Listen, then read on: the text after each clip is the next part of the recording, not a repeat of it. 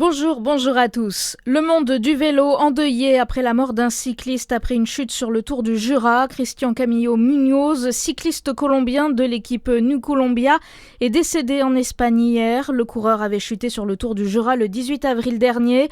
Après son accident, l'athlète avait été pris en charge au CHU de Besançon pour une blessure au genou. Il en était ressorti le lendemain. Il est décédé des suites de ses blessures, d'une infection une semaine plus tard.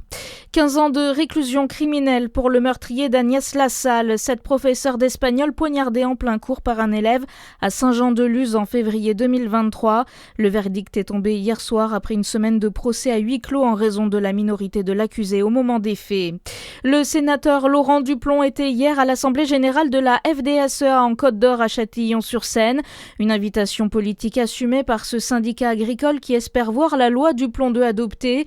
Il s'est exprimé sur les critiques concernant sa loi qui permettrait la réintroduction de pesticides interdits dont l'acétamipride.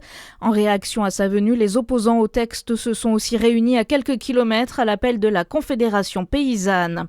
Une journée pour tordre le cou aux préjugés liés à l'obésité à Besançon. Sur le parking de Décathlon, des professionnels de santé et des associations vont informer les passants sur cette maladie chronique complexe dont les porteurs sont souvent maltraités à travers des ateliers, échanges et animations. Aujourd'hui, 18,8% des Francs-Comtois sont en obésité. De l'handi-basket, l'Élan Chalon prend une option sur la demi. L'Élan Chalon a remporté ses 2 matchs de poule hier face à Porto, 70-63, puis à Hanovre, 46-41. Ouverture du top 8 de l'Eurocup 2 à Reggio de Calabre en Italie. Dernier match de poule ce matin contre Cologne.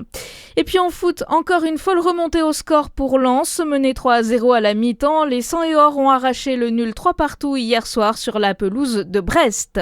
Bonne journée sur Fréquence Plus.